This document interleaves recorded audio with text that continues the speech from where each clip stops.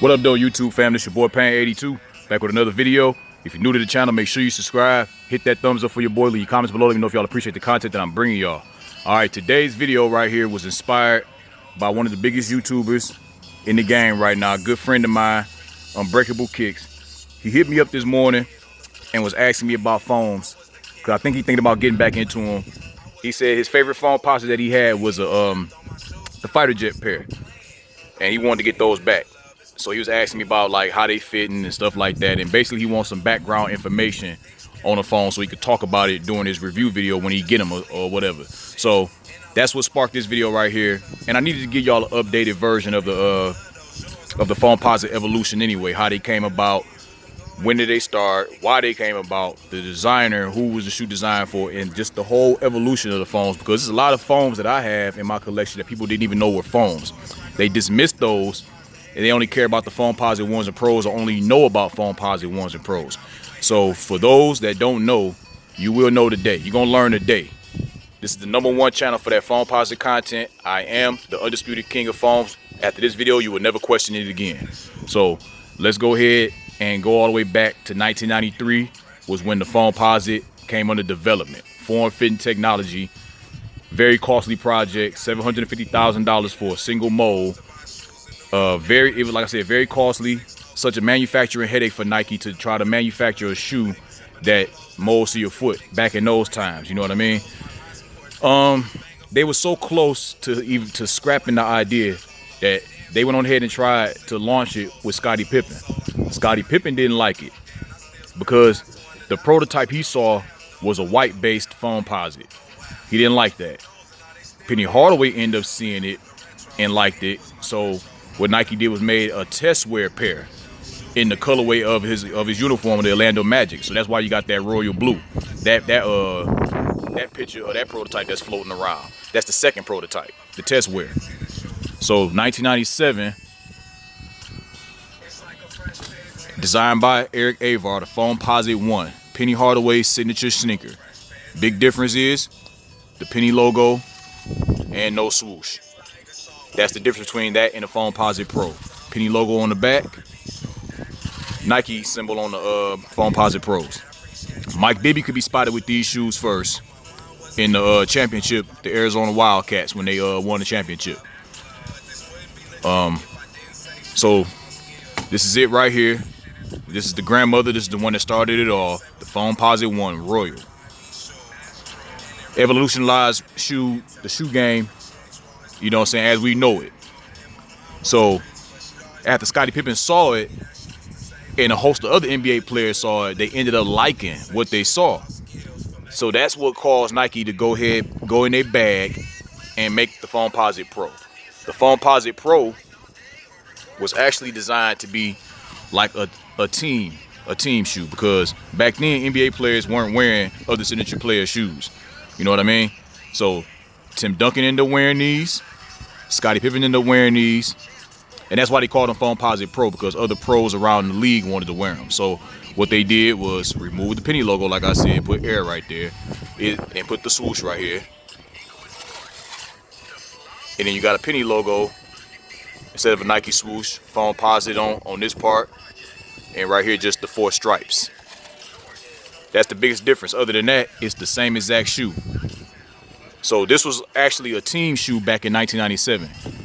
The Foamposite 1 was priced at $180, which was astronomical for a shoe to cost that much back then. You know what I mean?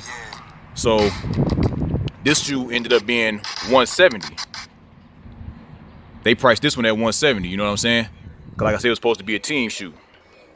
So Nike said, you know what? Since Tim Duncan's wearing this shoe, the big man, let's go ahead and make a shoe for the big man. 1998 comes. They make the Total Air Foamposite Max. So they call it Total Air 360 bubble all around it.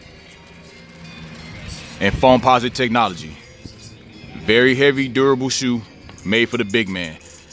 This is for Tim Duncan right here, you know what I mean? The silver pair. And that was actually the shoe that got me started with Foamposites. This sneaker right here, 1998. I copped these girls on sale for $130 at Foot Locker.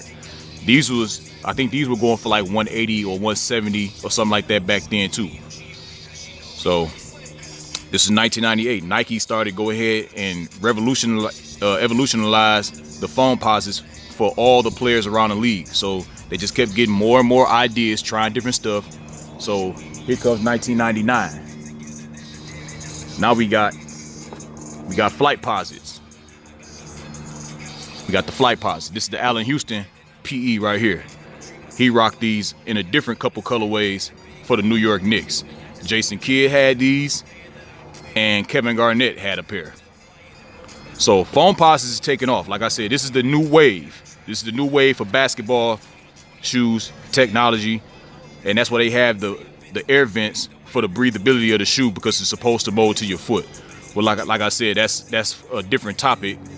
I don't think they perfected that craft yet, but I'll get into that later on. I'm not here to talk about that. I'm here to talk about the evolution of the foams. So this is 1999, and I'm gonna go down the order of all the ones that I have. You know what I mean? So next, I believe they did the Foamposite signature. Paul Pierce rocked this, Jason Kidd, and I can't remember who else. And as y'all can see, these are pretty much done. I got to get these repaired. Could not wear these girls. So Foamposite just continue to evolutionize, you know what I'm saying? And these are shoes right here that people dismiss and not even acknowledge as a Foamposite. It is a Foamposite. If it has Foamposite technology on it, basically it's Foamposite to a degree. And I'm gonna get into that as we go through the evolution of these foams. So this was 2001. The next foam to come about was the Pureposite. Pretty similar to the signature, as you can see. Very similar, but different. This 2002. Ben Gordon rocked these. Jason Kidd was on these heavy. Paul Pierce had a pair in the colorway. And I believe the Matrix had a pair too. These are the Pureposites. Kind of a spin-off of the Foamposite Pro with the jewel swoosh. Only thing I don't like is this will fall off. I got a purple pair that I wore recently, and it's starting to peel off. Got to get that glued back, and this is starting to peel off. These are very old shoes. You don't put that work in, that's what'll happen. Other than that, the Foamposite upper is very durable. The life expectancy of a Foamposite is a lot higher than a pair of Jordans. You know what I mean? That's the one thing I love about the Foamposite, is that fact right there. You know what I mean? That it has a life expectancy more than the Jordan. All right, so after that,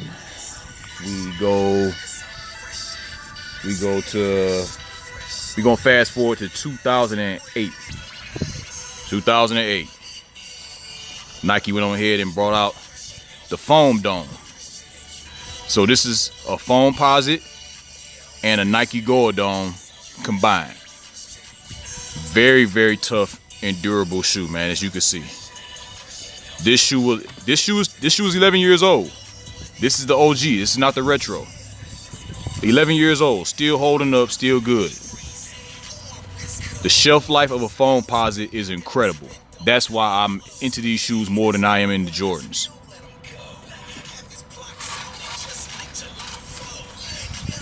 And they got this off the OG Foamposite 1, the Royal colorway, as you can see. So that's no secret right there. Now Nike threw a twist in it. They started experimenting a little more with the evolution. So we're gonna go all the way to 2009. 2009, we got the Air Force One Foamposite. A mashup of an Air Force One in Foamposite technology. Very, very durable shoe. Man, this shoe right here changed the game for me, man. I was working at Foot Locker at the time, It was a quick strike House of Hoops release only. I could not buy shoes from the House of Hoop on my discount because they was on some BS back then. I didn't work at the House of Hoop, I worked at Foot Locker. And then like 2 months later, we ended up getting shipped these shoes, so I was able to use my discount then. So I paid like maybe $130 for these, or whatever 30% off of $185 is. I can't do the math right now. And I had a hard time categorizing this shoe, either giving it to an Air Force One or giving it to a Foamposite. I'm gonna give it to a Foamposite. I mean, it's the silhouette of an Air Force One, true, but it's more of a Foamposite because of how heavy it is. It's very, very heavy, and then with the translucent outsole, the mesh, just like a Foamposite 1 Pro will possess for the molding of your foot, the whole technology of it. You got a pull tab back there, just like the Foamposite. So I'm gonna get this to a Foamposite more than the Air Force One, but that's just opinionated. But it's still part of the evolution of foams because it graces Foamposite technology. And I believe this is one of the best mashups between a Foamposite and any other shoe that Nike's ever done together. All right, so let me leave this up here for a minute. Same year, Nike done it again. They collabed with another top 3 greatest shoe of all time with Foamposite, and they bought you the anodized Air Jordan 1. Air Jordan 1 with a Foamposite. The reason Air Jordan and Nike went on ahead and did this is because of this shoe. It's almost the same silhouette and build as you can see. So they was able to take a risk on it rather than doing it on an Air Jordan 3, a Foamposite Air Jordan 3 or a 12 or anything like that. They did it with the Air Jordan 1 because it made sense, because they done it with an Air Force 1. Why not? But what I was saying about any shoe that graces Foamposite technology is a Foamposite, true. And then I said yes and no. With this, I'm gonna give it to a Jordan instead of categorizing this as a Foamposite, because I mean it's a Jordan 1, true, and it has Foamposite material, but I just don't feel comfortable placing it as a Foamposite, you know what I'm saying, 100%. It's 50-50, but I'm gonna give it more to a Jordan. This is a Jordan. That's why it's in my Jordan lineup and not in my Foamposite lineup. You know what I mean? It's over there. It's over there on the wall with the J's instead of the foams, because it's more of a foam. It's more of a Jordan than it is a Foamposite to me. So that's what I'm giving it to. Let me know what y'all think about this, man. Between this and the Air Force One foam, is this the better mashup between these two, or would y'all say that the Air Force One is a better mashup? I mean, let me know, man. So now we're gonna go to 2010. We're gonna go to 2010 because the evolution keeps on going. So let's see what Nike came up with in 2010. 2010, we got the Air Bacon Foamposite Bacon Max boot right here. So Nike took it a step further. They used the Nike Bacon silhouette, a gold dome again, with Foamposite technology. Now, in my opinion, this is the best. This is the third best non-Foamposite 1 Pro, in my opinion. The third best. The second best, we're gonna get into it once it's time to show it. But for me, this is the third best Foamposite 1 Pro right here. Same thing, very durable, tough shoe. Looks a lot better than the Foam Dome, in my opinion. This is the first colorway that they broke ground with right here, the cranberry pair. I mean, Nike was just taking risks. They sold pretty good. They started retroing them again. They're sitting on the shelves, of course, because they priced at $225 or something like that. So they sitting on the shelf. They ain't doing too much. Where we going now? 2010 again. Later on, 2010, we got the Foamposite Light. Foamposite Light came about. A lot of players in the NBA got these. Rajon Rondo, Nate Robinson. This right here is the All-Star West for Amari Stoudemire, his PE.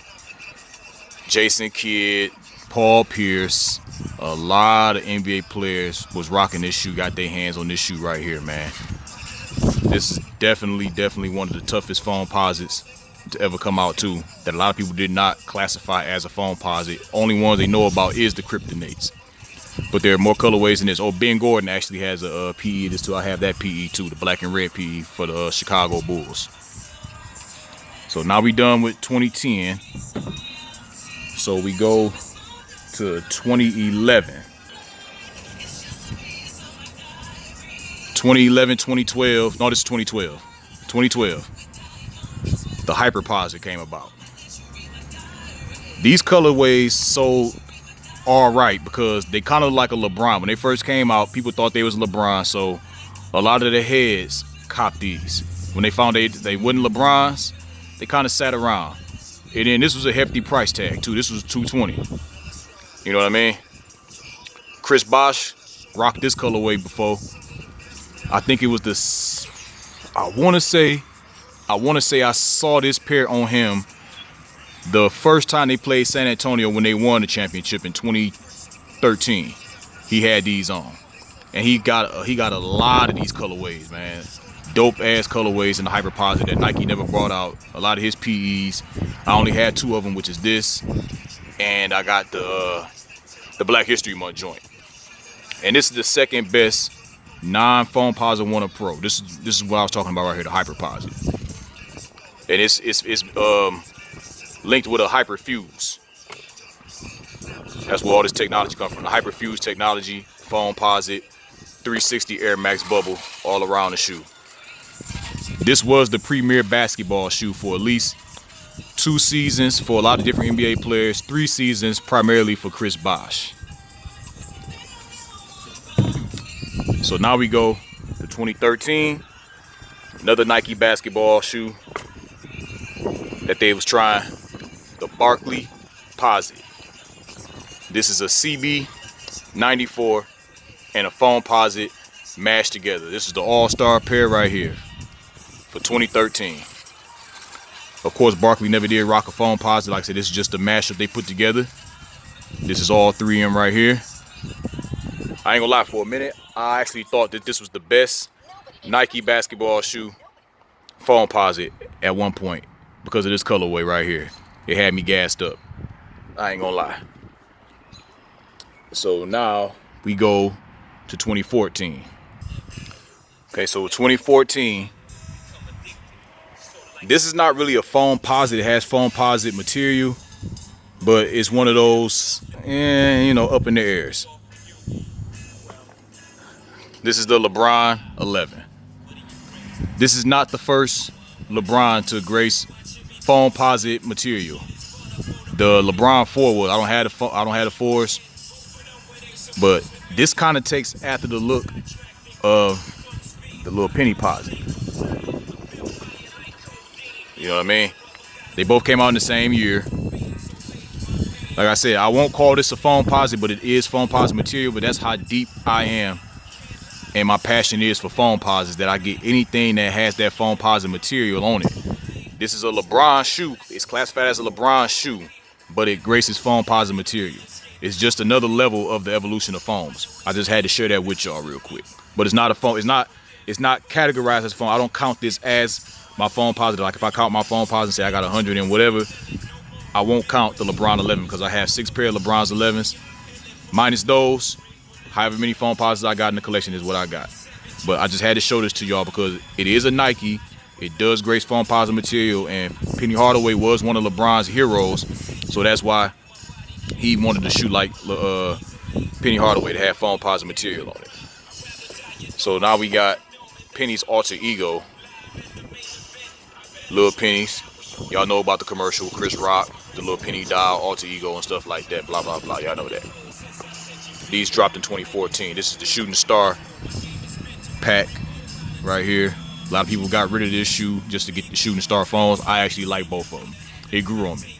I had to see another colorway of these to end up liking this shoe. Because when I first saw it, I said, nah, but I seen another colorway in store, and I liked them, so I went on ahead and went after the whole pack. All right. So now next, We got a familiar shoe. We got the Foamposite. Foamposite exposed. Biggest difference is there's no zipper. That's the difference. That's why they call it exposed, because it's exposed. Doesn't have a zipper and the shroud on it. I like these a little better. I think these are a little more comfortable than the regular Foamposite, one. But Nike only made like 3 colorways of these, and I have all 3 colorways. These didn't really do too well. I call these the Bloody Zebras right here. That's the nickname for these. You heard it here first. I like these girls though, and I enhanced them with this lace swap. Foamposite. This is not carbon fiber. This is a plastic shank plate. Where the Foamposite 1 and Pro has carbon fiber shank plates, but this is still for the arch support. We got a couple more. We got next. Hold on, y'all. Hyperposit 2. Hyperposit 2. This didn't do as well as the regular Hyperposit, but Nike went on ahead and put it out. You know what I mean? They put it out there. I like them. I got all 3 colorways, so I went on ahead and rocked with it. You feel me? You can catch Anthony Davis. He had a couple pairs of these. LaMarcus Aldridge has some PEs of these joints right here. I like them. I ain't gonna lie. It's not as durable as the regular Hyperposit. Still had your mesh right there for the breathability. Kind of push you in the mind frame with LeBron 10. I believe the designer on the Hyperposits was the same designer for the LeBron 8s and the 10s and stuff like that. Maybe, I could be wrong. And last but not least, because this video is getting a little long, we got the Foamposite Lunar Boot. This kind of push you in the mind frame of a Foamposite Pro, except the grooves going down instead of to the side like they normally do. Still, the inspiration is a beetle. The Lunar Line insole is what's in here. Not really a gold on because it doesn't have no air bubbles to it, nothing like that. But this shoe, and it's waterproof too. It's also waterproof. This is one of the most toughest and durable Foamposites and the most comfortable Foamposites I have in my collection because of that thick Lunar Line insole inside of there. And it gives you a little lift too. Not much of a lift, but a little bit. The shelf life of this shoe right here, I mean, look at it. Like, if you don't wear it, where's it gonna fall apart at? Like, look how it's crafted. Like, just look how the shoe is crafted. There's no way this shoe can crumble and fall apart on you. The shelf life of this shoe is long lasting. All right, man, like I said, y'all, this video went long enough. Probably gonna end up being like 25-minute video, but when you got this many Foamposites, as far as the evolution of them, and you explaining the history of it, it's gonna take a while. But I hope everybody enjoyed this video. Hope it wasn't too long. Hope everybody enjoyed it. Learned something about the foams, knowing that it's just not Foamposite 1s and Pros. These are all foams right here. And this is why I am the undisputed king of foams. And I told you, after this video, you would never question it again. It's your boy Pan 82. Like, comment, subscribe. Peace.